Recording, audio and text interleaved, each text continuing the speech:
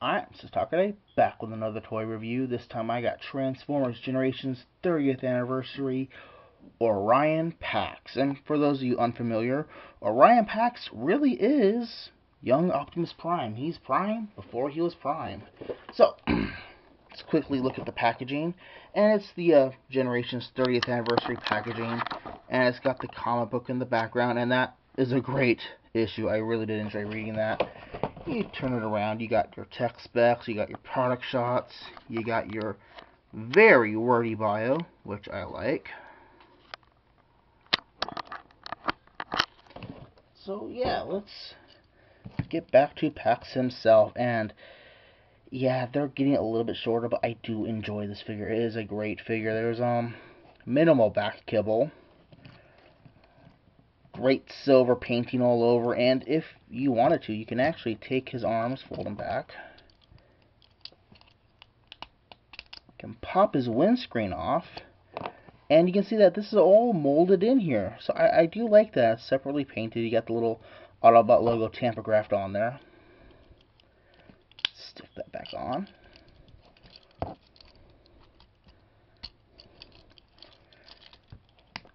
Get his weapons out of his hands for right now.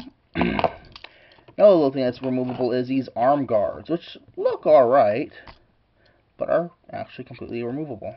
So another little thing I kind of like. It's going to be interesting to see what third-party companies are able to do with that little bit there. So you do have the Prime colors going on. You got the blues and the reds, and it does look really good. Let's go ahead and bring in my comparison shots real quick. And let's start off with full Cybertron Shockwave. So yeah, you can see he's pretty close in height to a full Cybertron figure. And Generations Drift. See, in this case, it doesn't matter him being shorter than the other guys because he's young Optimus Prime. And here is Classics Prime, and you can see how the elements transfer over. You know, the window chest, the big bulky legs, even the head sculpts are very similar. You know, you can really see that, you know, that is a young Optimus Prime. So yeah, articulation, his head's on a ball joint, and he's got great light piping, but it's blocked by this weird panel thing, which unfortunately is accurate to the comic. Although I think they could have just added another hinge on there and folded it flat over the wheels. Oh well. Articulation-wise, continuing though, he's got swivel shoulders, he's got ball-jointed underside shoulders, but it really does end up just being an in and out joint. He's got an upper arm swivel, a nice ratcheted elbow. I do like that. His elbow wrist can come in and out, and it can swivel around. He's got nice waist articulation, which does come in handy for the transformation also. Ball jointed hips, upper thigh swivel. The knee is kind of stiff because it wants to lock up at this position, but if you push it down, you can get an extra couple of degrees out of that. And the ankles are really nice because it's got this swivel here plus a ball joint, which leads to some really great poses. And yeah, for some reason, he's got thrusters molded into his feet. Okay. His weapons are really nice too. He's got this nice looking Energon axe, which can be wielded two-handed. You know, you can stick it in there, twist it around. Arc. Come on. There we go. Can pull a He-Man. And yes, it does make for a cool looking guitar too. And he's got his... It's not his Ion Blaster, but it is his Ion Blaster. It's a nice looking proto version of it. I do like the way it's molded. So yeah, let's go ahead and get these weapons off and get into the transformation. Transformation, it makes sense, but it's still kind of complicated. Gonna do is you're gonna first, first I want to mention, he's got this nice molded in detail, and there's actually more detail further down, but you'll see that during transformation. So, push the head down, gonna pull the arms away. Now, this is an interesting little part right here. Push the whole cab up, and back and away.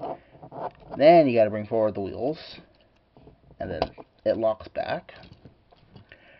Bring the arms back like this, and there's a bunch of double hinges in there and stuff.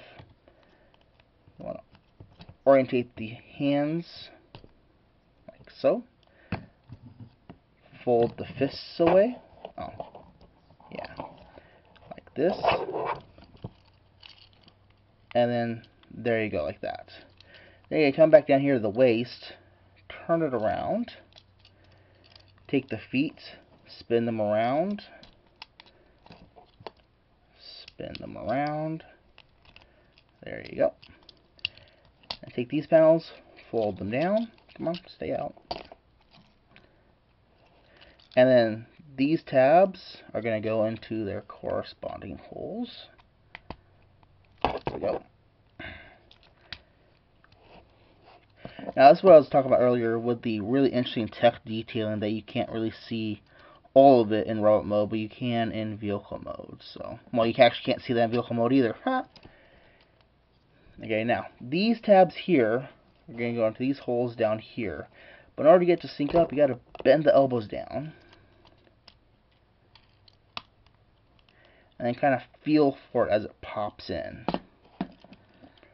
And then close these panels around onto the front.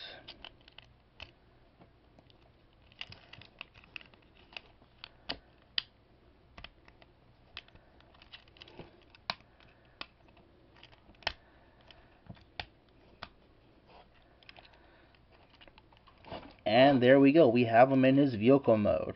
And I don't like this too much. As for weapon storage, you just peg them onto the sides. Don't really care for that. But it does look like a nice little souped up racer truck. You know, I like it.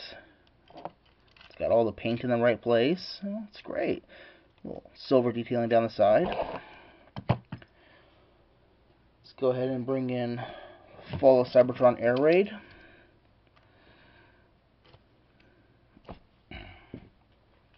And Generations Drift. So yeah, this is a great iteration of Optimus Prime. Well, okay, pre-iteration of Optimus Prime. Couple things to look out for though. The shoulders are a little loose sometimes, and apparently, I don't know how you can really check this in the packaging. Apparently, some of them are coming out with 2 left feet, which is really weird. But yeah, otherwise, if you see him, pick him up. He's a great figure. So, talk ready with a review of Transformers Generations Orion Pax, and thanks for watching.